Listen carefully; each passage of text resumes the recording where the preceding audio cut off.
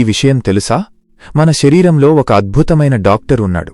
ఆ డాక్టర్కి ఎటువంటి ఫీజు చెల్లించక్కర్లేదు, ఎటువంటి మందులు కొనక్కర్లేదు. అతను మనలోనే ఉంటూ మన కణాలను ప్రతిరోజూ శుభ్రం చేస్తూ మనల్ని యవ్వనంగా ఉంచడానికి ప్రయత్నిస్తుంటాడు. కాని విచిత్రం ఏమిటంటే ఆ డాక్టర్ని మనం ఇప్పుడు పనిచేయనివ్వడం లేదు. మనం నిరంతరం ఏదో ఒకటి తింటూనే ఉండటం వల్ల ఆ అంతర్గత వైద్యుడు కేవలం జీర్ణక్రియలోనే మునిగిపోతున్నాడు. ఎప్పుడైతే మనం ఆహారాన్ని ఆపుతామో, అంటే ఉపవాసం ఉంటామో, అప్పుడు ఆ డాక్టర్ తన అసలు పనిని మొదలుపెడతాడు. అదే మన కణాల పునరుద్ధరణ. అసలు ఉపవాసం ఉన్నప్పుడు మన శరీరంలో ఏం జరుగుతుంది? మన కణాలు వాటినవే ఎలా రిపేర్ చేసుకుంటాయి? దీని వెనుక ఉన్న నోబెల్ ప్రైజ్ గెలుచుకున్న సైన్స్ ఏంటి? మన ఋషులు వేల ఏళ్ల క్రితమే ఉపవాసం ఎందుకు పెట్టారు? ఇవన్నీ ఇప్పుడు చాలా లోతుగా తెలుసుకుందాం. మనం ఉపవాసం అనగానే కేవలం దేవుడి కోసం చేసే ఒక ఆచారం అనుకుంటాం. కాని దీని వెనుక ఒక అద్భుతమైన జీవశాస్త్ర రహస్యం దాగి ఉంది.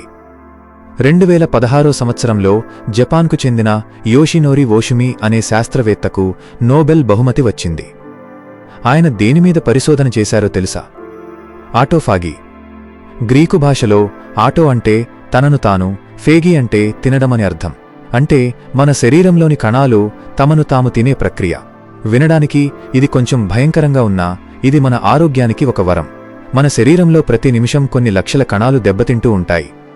ఈ దెబ్బతిన్న కణాలలో పనికిరాని ప్రోటీన్లు, వైరస్లు, బ్యాక్టీరియాలు పేరుకుపోతాయి. ఇవి అలాగే ఉంటే క్యాన్సర్, అల్జీమర్స్ వంటి భయంకరమైన రోగాలు వస్తాయి. మనం ఉపవాసం ఉన్నప్పుడు శరీరానికి బయట నుండి శక్తి అందదు.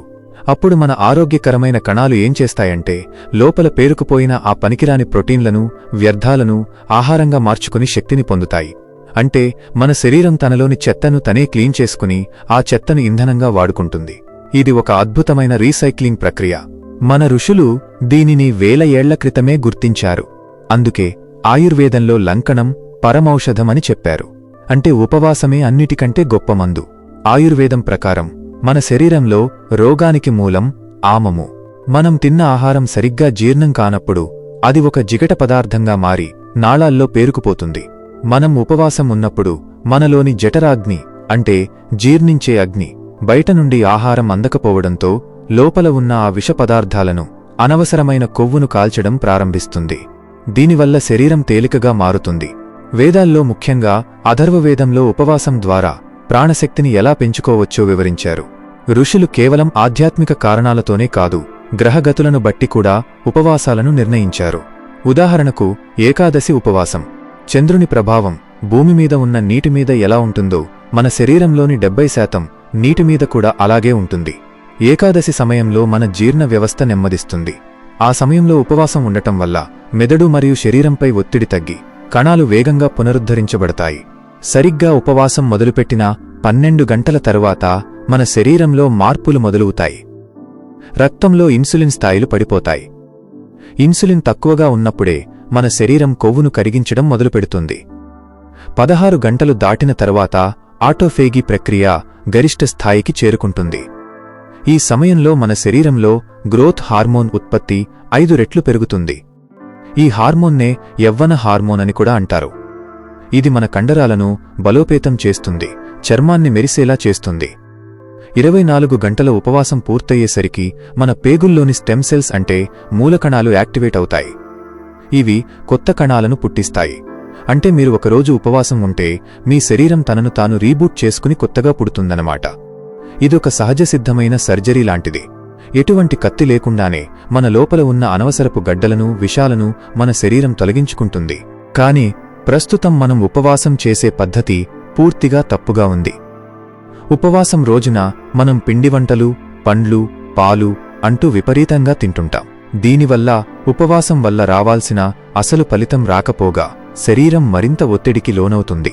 ఉపవాసం అంటే కేవలం కడుపు మార్చుకోవడం కాదు, అది ఇంద్రియాలను అదుపులో ఉంచుకోవడం. మరి ఇప్పటి ప్రజలు ఈ బిజీ లైఫ్లో ఉపవాసాన్ని ఎలా పాటించాలి? దీనికోసం ఒక పర్ఫెక్ట్ బ్లూ ప్రింట్ ఉంది. దీనిని ఇంటర్మిటెంట్ ఫాస్టింగ్ లేదా కాలపరిమితితో కూడిన భోజనం అనవచ్చు. రోజులో 16 గంటల పాటు ఏమీ తినకుండా కేవలం 8 గంటల సమయంలోనే భోజనం చేయడం అత్యంత సులభమైన మరియు ప్రభావవంతమైన పద్ధతి. ఉదాహరణకు, రాత్రి 8 గంటలకు భోజనం ముగిస్తే మరుసటి రోజు మధ్యాహ్నం 12 గంటల వరకు ఏమీ తినకూడదు. ఈ మధ్యలో కేవలం నీరు లేదా గ్రీన్ టీ వంటివి తీసుకోవచ్చు. దీనివల్ల ప్రతిరోజూ మీ శరీరానికి ఆటోఫేగీ చేసుకునే అవకాశం లభిస్తుంది. వారానికి ఒకసారి పూర్తిస్థాయి ఉపవాసం ఉండటం మరింత శ్రేయస్కరం. ఆ రోజున కేవలం నీరు లేదా నిమ్మరసం తీసుకుంటూ ఉండాలి. ఉపవాసం మొదలుపెట్టే ముందు రోజు రాత్రి తేలికపాటి ఆహారం తీసుకోవాలి. అలాగే ఉపవాసం విరమించేటప్పుడు అంటే బ్రేక్ చేసేటప్పుడు ఒక్కసారిగా భారీ భోజనం చేయకూడదు. ఏదైనా పండ్ల రసంతో లేదా కొబ్బరి నీళ్లతో మొదలుపెట్టి అరగంట తరువాత ఆహారం తీసుకోవాలి. ఇలా చేయడం వల్ల మీ జీర్ణ వ్యవస్థకు షాక్ తగలకుండా ఉంటుంది. ఉపవాసం ఉన్నప్పుడు తలనొప్పి లేదా నీరసం రావడం సహజం. దీని అర్థం మీ శరీరం విష పదార్థాలను బయటకు పంపుతోంది అని. దానికి భయపడి ఉపవాసం ఆపేయకూడదు. ఆధునిక సైన్స్ నిరూపించిన మరొక విషయమేమిటంటే ఉపవాసం వల్ల మన మెదడులో BDNF అనే ప్రోటీన్ పెరుగుతుంది. ఇది మెదడులో కొత్త నరాల కణాలను పుట్టిస్తుంది. అంటే ఉపవాసం వల్ల మీరు కేవలం శారీరక ఆరోగ్యాన్నే కాదు, మానసిక వికాసాన్ని కూడా పొందుతారు. జ్ఞాపక శక్తి పెరుగుతుంది, ఏకాగ్రత కుదురుతుంది. అందుకే మన ఋషులు ధ్యానం చేసే ముందు ఉపవాసానికి అంత ప్రాముఖ్యత ఇచ్చారు. ఖాళీ కడుపుతో ఉన్నప్పుడే మనస్సు అత్యంత చురుగ్గా పనిచేస్తుంది. పులి ఆకలితో ఉన్నప్పుడే దాని వేగం పెరుగుతుంది. అలాగే మనిషి కూడా ఉపవాస సమయంలోనే తనలోని పూర్తి శక్తిని బయటకు తీయగలడు. ప్రస్తుత సమాజంలో మనం ఎదుర్కొంటున్న డయాబెటీస్, బీపీ, ఒబేసిటీ వంటి అన్ని సమస్యలకు ఉపవాసం ఒక రామబాణం.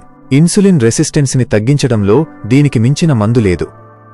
గుండె చుట్టూ పేరుకుపోయిన కొవ్వును కరిగించాలన్నా, కాలేయంలోని వ్యర్థాలను తొలగించాలన్నా ఉపవాసం ఒక్కటే మార్గం. కానీ గుర్తుంచుకోవాల్సిన విషయం ఏమిటంటే ఉపవాసం అనేది ఒక సాధన.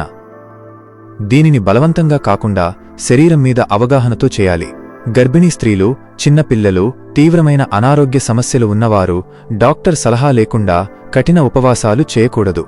మిగిలినవారు మాత్రం కనీసం నెలకు 2 సార్లు ఏకాదశి నియమాలను పాటిస్తే మీ ఆయుష్షు పెరుగుతుంది అనడంలో ఎటువంటి సందేహం లేదు. ఉపవాసం అనేది కేవలం ఆహారం మానేయడం కాదు, అది ప్రకృతితో మమేకమవ్వడం. మన శరీరం ఒక అద్భుతమైన సృష్టి. దానికి మనం చేయాల్సిన ఏకైక సహాయం ఏమిటంటే దానికి కొంచెం విశ్రాంతిని ఇవ్వడం. ఆ విశ్రాంతి సమయంలోనే అది తనను తాను మరమ్మత్తు చేసుకుంటుంది.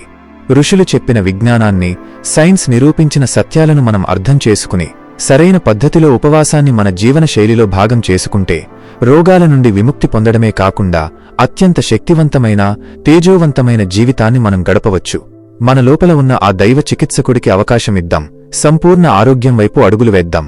ఇక్కడ ఒక ముఖ్యమైన విషయం గుర్తుంచుకోవాలి. ఉపవాసం అనేది మ్యాజిక్ కాదు, కానీ అది శరీరానికి ఇచ్చే ఒక అవకాశము. మన శరీరం వేల కోట్ల సంవత్సరాల ప్రకృతి పరిణామ ఫలితం. ఆకలి, తృప్తి, విశ్రాంతి, కదలిక ఇవన్నీ సమతుల్యంగా ఉన్నప్పుడే మన శరీరం తన అత్యుత్తమ స్థాయిలో పనిచేస్తుంది. కాని ఆధునిక జీవన శైలిలో మనం ఆ సమతుల్యతను పూర్తిగా కోల్పోయాం.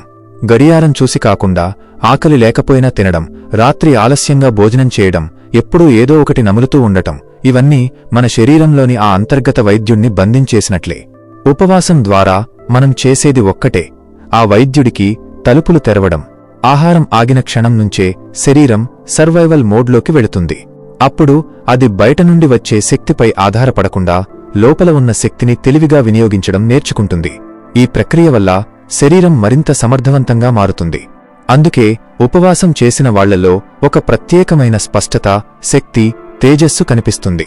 ఇది కేవలం శరీరానికే కాదు, మనసుకు కూడా వర్తిస్తుంది. ఎప్పుడైతే కడుపు ఖాళీగా ఉంటుందో అప్పుడే మనస్సు భారాలు వదులుతుంది. ఆలోచనలు స్పష్టంగా మారతాయి. అవసరం లేని కోరికలు తగ్గుతాయి.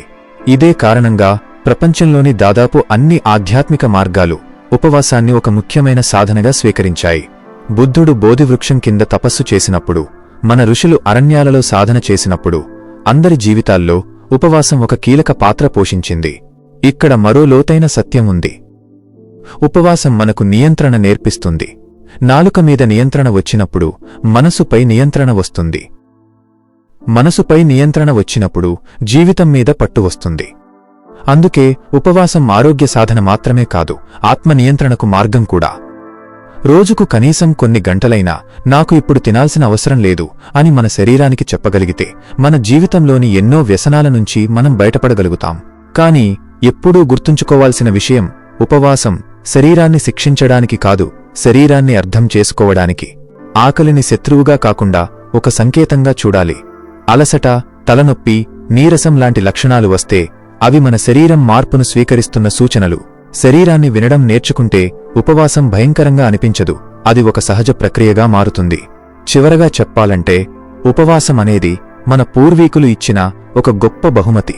అది మతానికి పరిమితం కాదు, కాలానికి అతీతం. సైన్స్ ఈరోజు దాన్ని నిరూపిస్తోంది.